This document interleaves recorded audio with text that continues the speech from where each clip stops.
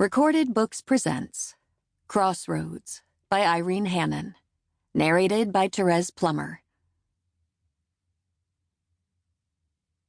Chapter 1.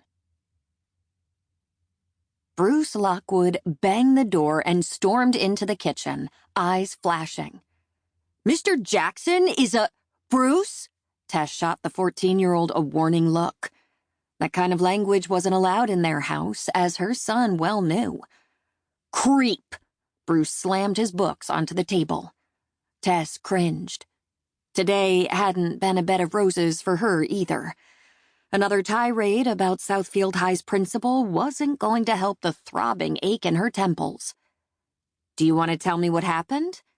"He's a creep, that's all." The boy withdrew a card from his pocket and tossed it onto the table. "He wants you to call and make an appointment with him." Stomach clenching, Tess reached for the card. The adjustment from small-town school to big-city campus in St. Louis had been difficult for Bruce, and making the switch mid-year hadn't been ideal. If the unexpected merger of her newspaper with a larger chain hadn't left her a victim of downsizing, she'd have delayed their move until the end of the term.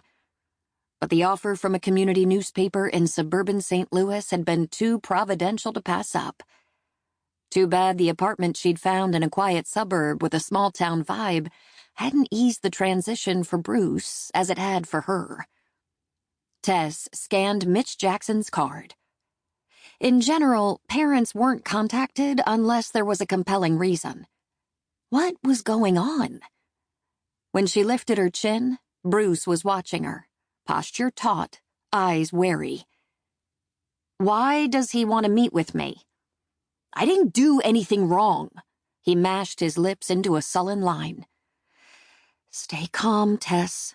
Getting mad will only exacerbate his attitude problem, she thought to herself. "I didn't say you did." It took every ounce of her willpower to maintain a mild tone.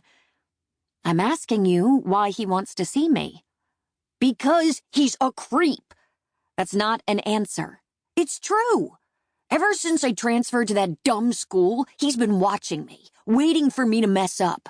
He should still be a cop the way he's on me for every little thing. Tess held the card up.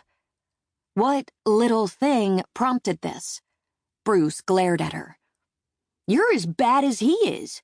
Always asking questions, always breathing down my neck. Why can't people just leave me alone?" The knot in Tess's stomach tightened. How had her tight bond with Bruce deteriorated in 2 short months? Back in Jeff City, they'd had an easy give-and-take relationship. But since the move, he'd withdrawn, shutting her out of his life and his thoughts. Not that the distance between them was all his fault. The demands of her new job had left her too little time to spend with him during this critical transition period. Whatever his problems at school, she shared the blame. Tess sank onto a kitchen chair, drew a steadying breath. Maybe because people care. Her son gave a derisive snort. "Mr. Jackson doesn't care. He's just nosy." "I care." His expression softened a hair at her quiet tone, but a moment later the defiant mask slipped back into place. "You're too busy to care." That hurt. "You always come first in my heart, Bruce. But I have to put in extra time at work to learn the ropes. You know I need this job." He shoved his fists into the pockets of the baggy slacks that hung on his too thin hips. "Yeah, thanks to Dad." His inflection was bitter, the last word sarcastic. He turned away and stared out the window, shoulders stiff.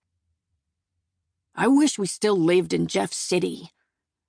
Another painful tug on the heartstrings. "I do too. But this was the best offer I had.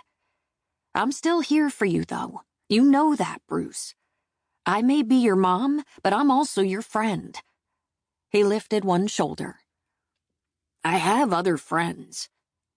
And you aren't one of them," he thought to himself. His message was clear, and that hurt too. Yes, she was glad he'd finally connected.